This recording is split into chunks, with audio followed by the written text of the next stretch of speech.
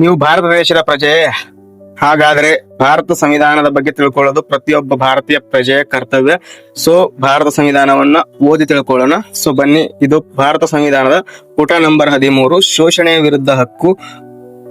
Point number 23, ಮಾನವ ದುರ್ವ್ಯವಹಾರ ಮತ್ತು ಬಲಾತ್ಕಾರದ ದುಡಿಮೆಯ ನಿಷೇಧ. ಪಾಯಿಂಟ್ ನಂಬರ್ 1, ಮಾನವ ದುರ್ವ್ಯವಹಾರವನ್ನು ಮತ್ತು ಬೇಗಾರ ಮತ್ತು ಅದೇ ಸ್ವರೂಪದ ಇತರ ಬಲಾತ್ಕಾರದ ದುಡಿಮೆಗಳನ್ನು ನಿಷೇಧಿಸಲಾಗಿದೆ ಮತ್ತು ಈ ಒಪ್ಪಂದದ ಯಾವುದೇ ಉಲ್ಲಂಘನೆಯು ಕಾನೂನಿಗೆ ಅನುಸಾರವಾಗಿ ದಂಡನೀಯವಾದ ಅಪರಾಧವಾಗತಕ್ಕದ್ದು. ಪಾಯಿಂಟ್ ನಂಬರ್ 2, ಈ ಅನುಚ್ಛೇದದಲ್ಲಿ ಇರುವುದು ಯಾವುದು ಸಾರ್ವಜನಿಕ ಉದ್ದೇಶಗಳಿಗಾಗಿ ರಾಜ್ಯವು ಕಡ್ಡಾಯ ಸೇವೆಯನ್ನು ವಿಧಿಸುವುದನ್ನು ಪ್ರತಿಬಂಧಿಸತಕ್ಕದ್ದಲ್ಲ ಮತ್ತು ಅಂತ ಸೇವೆಯನ್ನು ವಿಧಿಸುವಾಗ ರಾಜ್ಯವು ಧರ್ಮ, ಮೂಲವಂಶ, ಜಾತಿ ಅಥವಾ ವರ್ಗದ ಅಥವಾ ಅವುಗಳಲ್ಲಿ ಯಾವುದೇ ಒಂದರ ಆಧಾರದ ಮೇಲೆ ಮಾತ್ರವೇ ಯಾವುದೇ ತಾರತಮ್ಯ ಮಾಡತಕ್ಕದ್ದಲ್ಲ. ಪಾಯಿಂಟ್ ನಂಬರ್ 24, ಕಾರ್ಖಾನೆಗಳು ಮುಂತಾದವುಗಳಲ್ಲಿ ಮಕ್ಕಳ ನಿಯೋಜನೆಗೆ ನಿಷೇಧ. 14 ವರ್ಷಗಳಿಗಿಂತ ಕಡಿಮೆ ವಯಸ್ಸಿನ ಯಾವುದೇ ಮಗುವನ್ನು ಯಾವುದೇ ಕಾರ್ಖಾನೆಯಲ್ಲಿ ಅಥವಾ ಗಣಿಯಲ್ಲಿ ಕೆಲಸ ಮಾಡಲು ನಿಯೋಜಿಸತಕ್ಕದ್ದಲ್ಲ ಅಥವಾ ಇತರ ಯಾವುದೇ ಅಪಾಯಕರವಾದ ಉದ್ಯೋಗಗಳಲ್ಲಿ ತೊಡಗಿಸತಕ್ಕದ್ದಲ್ಲ.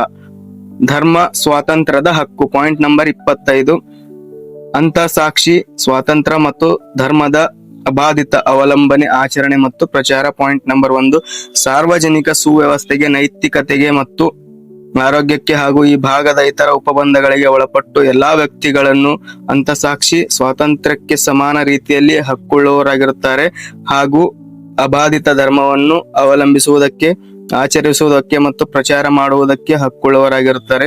ಪಾಯಿಂಟ್ ನಂಬರ್ 2, ಈ ಅನುಚ್ಛೇದದಲ್ಲಿ ಇರುವುದು ಯಾವುದು? ಪಾಯಿಂಟ್ ನಂಬರ್ ಎ, ಧಾರ್ಮಿಕ ಆಚರಣೆಯೊಂದಿಗೆ ಸಂಬಂಧ ಹೊಂದಿರಬಹುದಾದ ಯಾವುದೇ ಆರ್ಥಿಕ, ಹಣಕಾಸಿನ, ರಾಜಕೀಯ ಅಥವಾ ಇತರ ಲೌಕಿಕ ಚಟುವಟಿಕೆಯನ್ನು ನಿಯಂತ್ರಿಸುವ ಅಥವಾ ನಿರ್ಬಂಧಿಸುವ.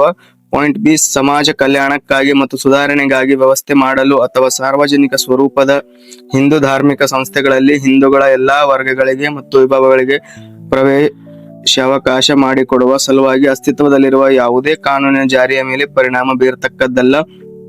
ಅಂತ ಯಾವುದೇ ಕಾನೂನನ್ನು ಮಾಡದಂತೆ ರಾಜ್ಯವನ್ನು ಪ್ರತಿಬಂಧಿಸತಕ್ಕದ್ದಲ್ಲ. ವಿವರಣೆ 1, ಕೃಪಾಣವನ್ನು ಧರಿಸುವುದು ಮತ್ತು ಅದನ್ನು ಒಯ್ಯುವುದು ಸಿಖ್ ಧರ್ಮಾವಲಂಬನೆಯ ಒಂದು ಭಾಗವಾಗಿ ಸೇರಿಸುವುದೆಂದು ಭಾವಿಸತಕ್ಕದ್ದು. ವಿವರಣೆ 2, ಎರಡನೆಯ ಖಂಡದ ಬಿ ಉಪಖಂಡದಲ್ಲಿನ ಹಿಂದೂಗಳನ್ನು ಕುರಿತ ಉಲ್ಲೇಖದಲ್ಲಿ ಸಿಖ್, ಜೈನ್ ಅಥವಾ ಬೌದ್ಧ ಧರ್ಮ ಅವಲಂಬಿಗಳು ಸೇರುವರೆಂದು ಅರ್ಥೈಸತಕ್ಕದ್ದು ಮತ್ತು ಹಿಂದೂ ಧಾರ್ಮಿಕ ಸಂಸ್ಥೆಗಳನ್ನು ಕುರಿತ ಉಲ್ಲೇಖವನ್ನು ತದನುಸಾರವಾಗಿ ಅರ್ಥೈಸತಕ್ಕದ್ದು. ಪಾಯಿಂಟ್ ನಂಬರ್ 26, ಧಾರ್ಮಿಕ ವ್ಯವಹಾರಗಳನ್ನು ನಿರ್ವಹಿಸಲು ಸ್ವಾತಂತ್ರ್ಯ, ಸಾರ್ವಜನಿಕ ಸುವ್ಯವಸ್ಥೆ, ನೈತಿಕತೆ ಮತ್ತು ಆರೋಗ್ಯ ಇವುಗಳಿಗೆ ಒಳಪಟ್ಟು ಪ್ರತಿಯೊಂದು ಧಾರ್ಮಿಕ ಸಂಪ್ರದಾಯದವರಿಗೆ ಅಥವಾ ಇದರ ಯಾವುದೇ ವಿಭಾಗದವರಿಗೆ. ಪಾಯಿಂಟ್ ನಂಬರ್ ಎ, ಧಾರ್ಮಿಕ ಮತ್ತು ಧರ್ಮಾರ್ಥ ಉದ್ದೇಶಗಳಿಗಾಗಿ ಸಂಸ್ಥೆಗಳನ್ನು ಸ್ಥಾಪಿಸುವ ಮತ್ತು ನಿರ್ವಹಿಸುವ. ಪಾಯಿಂಟ್ ನಂಬರ್ ಬಿ, ಧರ್ಮಕ್ಕೆ ಸಂಬಂಧಿಸಿದ ವಿಷಯಗಳಲ್ಲಿ ತಮ್ಮದೇ ಆದ ವ್ಯವಹಾರಗಳನ್ನು ನಿರ್ವಹಿಸುವ.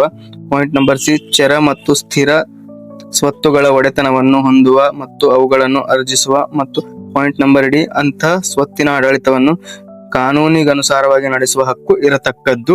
ಸೊ ಇಲ್ಲಿಗೆ ಪೇಜ್ ನಂಬರ್ 13 ಮುಕ್ತಾಯವಾಗುತ್ತದೆ ಭಾರತೀಯ ಸಂವಿಧಾನದ್ದು. ಸೊ ಇದು ಇಷ್ಟ ಆಗಿತ್ತಂದ್ರ ವಿಡಿಯೋ ಲೈಕ್ ಮಾಡಿ, ಕಮೆಂಟ್ ಮಾಡಿ, ಶೇರ್ ಮಾಡ್ರಿ. ನಿಮ್ ಫ್ರೆಂಡ್ಸ್ ಜೊತೆ ಯಾರು ಸಂವಿಧಾನಕ್ಕೆ ಇಷ್ಟಪಡ್ತಾರ ಸೊ ಅವ್ರಿಗೂ ಸಂವಿಧಾನ ಬಗ್ಗೆ ಓದ್ಲಿಕ್ಕೆ ಹೇಳ್ರಿ, ತಿಳ್ಕೊಳ್ಳಿಕ್ ಹೇಳ್ರಿ. ಸೊ ಇಲ್ಲಿಗೆ ವಿಡಿಯೋ ಮುಕ್ತಾಯವಾಗುತ್ತದೆ. ಕೊನೆವರೆಗೂ ನೋಡಿದವ್ರಿಗೆ ಧನ್ಯವಾದಗಳು.